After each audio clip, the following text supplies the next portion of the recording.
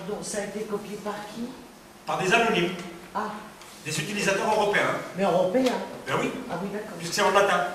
Ah oui. Il y en a en hébreu aussi. Ah oui, En hébreu ou en latin. Mais on ne peut pas savoir qui. d'accord. Mais les instruments, nous les avons. D'accord. Ce sont les instruments qui parlent. Ce n'est pas des textes. On n'a pas besoin de texte. Voici un instrument qui s'appelle le cadran astrolabique. Ça, c'est une invention arabo-musulmane. C'est l'astrolabe, mais divisé par 4. Donc ça a l'air d'être plus compliqué, mais en fait beaucoup plus pratique, plus léger. On peut le mettre dans sa poche. Bien. Là, regardez, le marqueur, c'est surtout la ficelle avec le contrepoids. Ça, c'est l'arabe. Ça, c'est la version arabe. Ça, c'est la version latine. Si vous voulez, je peux vous laisser les images, vous regarderez chez vous, parce que là, on ne voit pas à cause du... C'est à cause du vidéoprojecteur, pas de la lumière. C'est le vidéoprojecteur qui n'est pas compatible avec mon ordinateur, c'est toujours le même problème. Parce que dans d'autres conférences, on les voit superbes. Là, on les voit, regarde, la petite fille qui est là, elle voit, hein, c'est joli, hein, c'est très beau. Elle arrive même à lire l'arabe s'il y a plus d'arabe. Tu lis l'arabe, ma chérie? Ça viendra, j'espère. Il faut connaître beaucoup de langues. Hein. Il faut apprendre l'arabe, quand tu seras chercheur, il faut apprendre l'hébreu, le latin. Si tu veux connaître l'histoire d'une partie de tes ancêtres, parce que je ne sais pas quels sont tes ancêtres, il faut que tu apprennes ces langues-là, parce que c'était des langues de la science. Le berbère, non, ça viendra plus tard. Le syrien en plus. Le syrien, c'est l'arabe. Mais le berbère, ça, c'est pour parler, d'accord. Tu sais que moi, je sais parler le berbère. Hein. Mais c'est juste pour dire, donnez-moi à boire quand j'ai soif.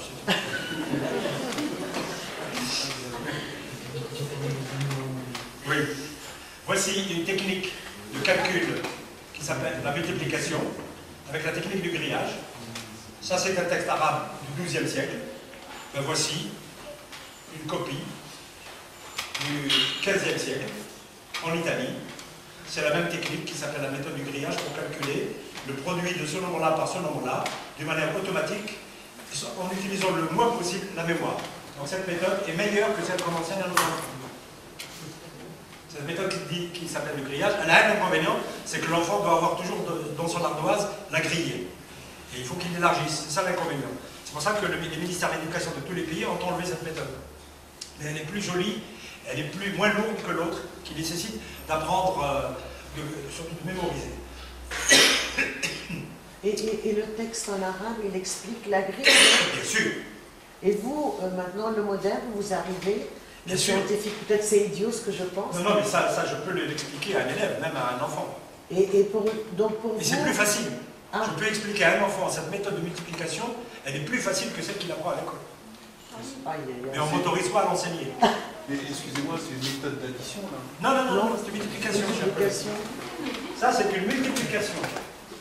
On multiplie, et puis ensuite on fait des petites bizarreries ici, très simples, à cause des colonnes, et puis ça marche très bien. Ça marche très bien. Un exemple? Ah ben c'est marqué là. Un exemple pour votre enfant. Oui, au moins, parce que j'ai pas le temps, sinon je vais rater mon temps. Mais je vous promets que je vous le raconterai. 934 par 672. Regardez, ça se voit bien ici. Où est-ce qu'il est le 3 fois 2, où est-ce qu'il est Non, je n'arrive pas à voir là.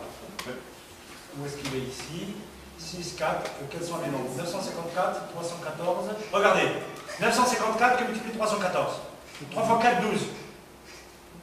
Ah, D'accord? oui. 3 fois 4, 12. On met 2 et 1 Oui. ici, 1 ici. Oui. 3, 0, 9, oui. Alors, 3 fois 3, c'est 3 ici. 3 fois 3, 9. Donc on met 0 et 9. 3 fois 9, 27. On met 7 et 2. Oui, là, oui. Donc la règle est claire. Oui. Et on fait systématiquement. Ensuite, on additionne par diagonale. Et on a juste une retenue, une petite retenue. Et donc là, ça arrange les petits. Ben, si je le montre aux petits, ils me plébiscitent. Hein. Ça s'appelle la méthode de la jalousie en Italie. Voici comment se fait aussi la circulation, mais d'une manière moins anonyme, mais sans les livres. Ce monsieur est le pape de l'an 1000. Il s'appelle Sylvestre II. En fait, il s'appelle Gerbert d'Aurillac, c'est un Français, un bon chrétien d'Aurillac, qui un jour a révélé son intelligence au-dessus de la moyenne de sa vie, et c'est son évêque qui l'envoie se perfectionner. Il était déjà très perfectionné en théologie, il l'envoie se perfectionner en sciences. Il l'envoie où? Il n'envoie pas au nord, comme aujourd'hui, ni aux États-Unis, ça n'existait pas. Il l'envoie au sud. Il l'envoie vers Barcelone. Et il se retrouve dans un monastère qui s'appelle le monastère de Santa Maria de Ripoll, qui existe jusqu'à aujourd'hui. Et là, soit lui, soit ses étudiants, parce qu'il y a discussion entre spécialistes, ben, ils trouvent qu'il y a des premiers écrits traduits de l'arabe au latin. En particulier les écrits sur les instruments astronomiques, ça s'appelle la sphère armillaire. Alors il étudie ces premiers écrits, il enseigne à ses élèves, nous connaissons ses élèves d'ailleurs, et puis il est devenu tellement brillant qu'il s'est fait remarquer par des rois de la région, comme c'était quand même un protégé d'un grand archevêque, il devient pape à un moment donné. C'est le pape Sylvestre II, mort en 1007. Je me souviens quand même que son passage à Barcelone, il avait oublié le zéro. Oui. Ce qui fait qu'à Rome, on a été en retard de 200 ans par rapport au sud de l'Andalousie. C'est ce qu'on raconte. Mais moi qui défends Sylvestre II et Gerbert d'Aurillac, il ne peut pas apprendre le système décimal en oubliant le zéro. Parce que le zéro est constitutif de la méthode. Sans le zéro, ça ne sert à rien d'apprendre 1, 2, 3, 4 jusqu'à 9. Et donc c'est une légende qui a été construite pour diminuer de sa valeur. Moi j'avais obtenu qu'il gardait la bac et qu'il était obligé de passer par la bac à cause du système de position qui n'avait pas de zéro. Eh bien justement non, parce qu'avec lui, on va oublier la bac. Parce que la rupture, c'est qu'après lui, c'est pas la bac. Les commerçants vont prendre le système décimal indien. Mais n'oubliez pas que c'est le premier pape français. Donc il y a des problèmes. Donc on écrit une histoire qui minimise Gerbert d'Aurillac. Voici un de ses livres. Il a écrit des livres quand même. On pense même que c'est lui qui a diffusé le système décimal, le 0, 1, 2, 3 que je vous ai montré tout à l'heure. Mais on n'en est pas sûr. Si ce n'est pas lui, ce sont ses élèves. Et ses élèves ne peuvent pas diffuser sans que le maître ait enseigné ça. Et voici un juif représentatif de toute la communauté, de l'élite juive. Il s'appelle Ibn Azra, Abraham Ibn Azra. Il n'est pas le seul, hein, mais je vous montre un par manque de temps. Abraham Ibn Azra. Il est du XIe siècle. Toute sa formation est en arabe. Sauf la formation théologique qui est en hébreu, bien sûr. Mais la formation philosophique, la formation mathématique, astronomique est en arabe. Et qu'est-ce qu'il fait à un moment donné? Ben, il ne fait plus comme ses ancêtres. Tous ses ancêtres jusqu'au XIIe siècle, quand ils s'étaient formés en arabe, ben, ils écrivaient des livres de mathématiques ou d'astronomie en arabe. Ils écrivaient même des livres de théologie en arabe, puisque l'un des derniers, quand même, c'est pas n'importe qui, c'est Maïmonide, mort en 1204, son plus grand livre de théologie a été écrit en arabe. Il a été traduit en hébreu qu'après. Ça, les gens ne le savent pas. Or, Maïmonide, il est de l'époque d'Averroès. Averroès est mort en 1198, et lui est mort en 1204. On pense même qu'ils se sont connus. On pense même qu'ils ont été mis en quarantaine par le calife Almohad au même endroit, à Lucena, près de Cordoue, quand ce calife a voulu faire plaisir à certains théologiens dogmatiques qui, sous la pression de l'opinion, et parce que ce calife perdait des guerres, a dit c'est à cause de la philosophie et de l'astronomie, allez, mettez en prison les philosophes et les astronomes. Il les a pas mis en prison quand même. Il les a mis comme ça dans une... Réserve naturelle. C'était une prison dorée. Une prison dorée pendant moins d'1 an, puis ensuite il les a libérés. Lui-même, le même, les a libérés. Ce monsieur, il n'écrit plus en arabe. Et parce que on lui a demandé, nous sommes dans une nouvelle époque, le XIIe siècle, c'est la rupture. Au XIIe siècle, l'Europe a besoin de la science gréco-arabe, mais les communautés juives d'Europe ont besoin aussi de la même science. Et puis les communautés juives d'Europe ont leur langue, l'hébreu. Mais ils ont un avantage sur les latins, sur les chrétiens, ils ont des communautés juives qui sont des relais qui étaient des citoyens du monde musulman et qui étaient en contact avec eux pour des raisons commerciales ou religieuses. Ils leur ont demandé de leur écrire des livres dans leur langue, en hébreu. Donc quand quelqu'un écrit en hébreu, ça veut dire qu'il n'écrit pas à ses coreligionnaires du monde musulman, puisque tous lisent l'arabe. C'est un phénomène qui explique le changement qualitatif. Voilà. Et donc il va écrire des livres qui sont d'ailleurs dans le contenu, correspondent aux livres que l'on connaît qui étaient écrits en arabe à la même époque, puisque nous les analysons, nous les avons, on l'a découvert. Voici une page. Oui, c'est d'hébreu, c'est des mathématiques. Et puis voici un autre exemple. Celui-ci, alors c'est un autre phénomène.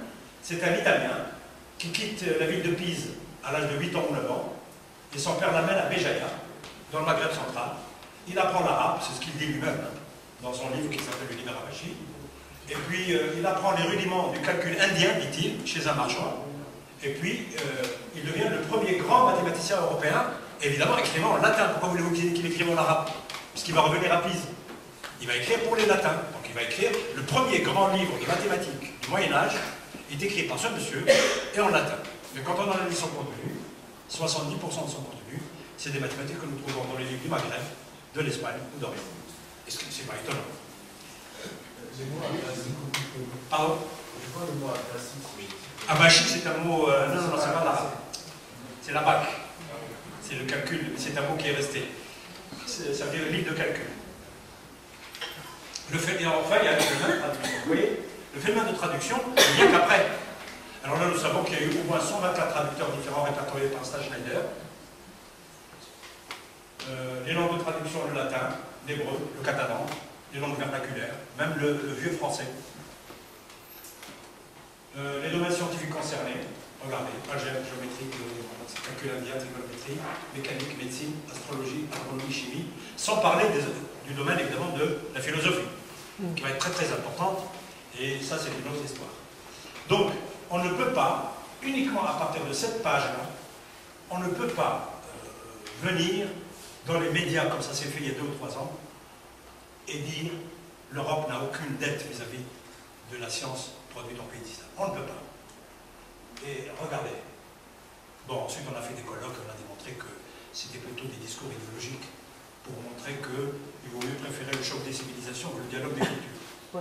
Ah, il y en a, aujourd'hui, des universitaires. Ce n'est pas des idéologues qui viennent à la télé, vous savez, les émissions du soir. Hein? Voici donc une traduction, le livre d'Al-Jabr al-Khwarizmi. Ce livre a été publié à Bagdad au IXe siècle. Il était d'actualité au XIIe siècle pour les Européens, c'est-à-dire 3 siècles après, parce qu'il a eu 3 traductions en latin, celle-ci de Robert de Chester, et une traduction en hébreu. Ce n'est qu'un petit livre parmi les centaines qui ont été produites en pays d'islam. Voici la médecine. Donc ça, c'est la médecine traduite par Constantin l'Africain.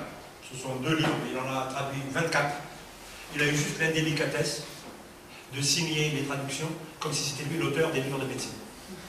La supercherie a duré pendant 5 siècles ou 6 siècles.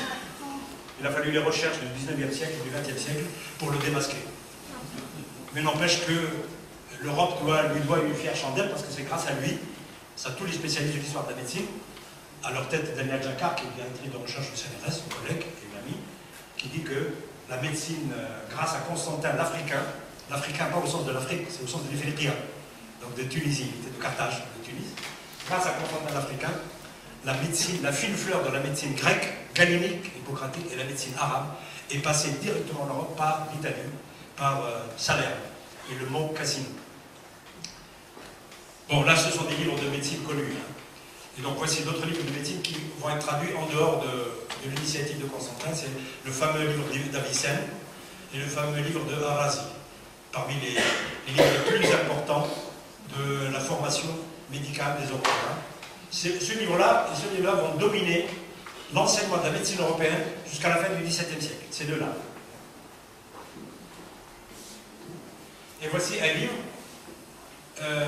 qui est en 30 chapitres, écrit au XIe siècle, par un auteur qui est mort vers 1013, qui s'appelle Zahraoui, qui est de Medinat al-Zahra, donc de la ville palatine de Cordoue, c'est à l'époque d'Arthur III. Il a écrit un livre en 30 chapitres, énorme, énorme. Et quand les Européens l'ont trouvé, bon, ils l'ont feuilleté, ils ont vu que en fait, les 29 premiers chapitres, ils contenaient de la matière que l'on avait déjà, qu'ils avaient déjà chez Avicenne, chez Razi, etc. Par contre, ils ont constaté que le 30e chapitre était original. C'est un chapitre consacré complètement à la chirurgie. Qu'est-ce qu'ils ont fait? Ils ont laissé tomber les 29 chapitres, ils ont traduit le 30e. Ils l'ont traduit comme un livre, à tel point que les Européens, pendant longtemps, les étudiants de médecine, croyaient que c'était le livre de Zahraoui. Donc c'était le dernier chapitre. Et ce livre-là, il est spécialisé dans la chirurgie. Donc ça, c'est la version latine, et ça, c'est la version hébraïque. Ce livre va être le livre de chevet de la chirurgie européenne. Et au XIIIe siècle, le plus grand chirurgien européen, il est français, Guy de Chauliac. Il soignait à Montpellier. Un des hôpitaux de Montpellier, d'ailleurs, porte son nom aujourd'hui. Ce Guy de Chauliac, il cite dans son livre de chirurgie plus de 150 fois ce chapitre. Il est en latin, vous pouvez le consulter à Montpellier si vous avez. Et je terminerai par cette chose qui est la quintessence. Donc l'activité scientifique, l'interculturalité. Si vous voulez, la période de traduction, en plus de tout ce que j'ai dit sur les contacts indispensables qui étaient la conséquence du développement des sciences, des individus, des groupes, indépendamment de leur sensibilité culturelle,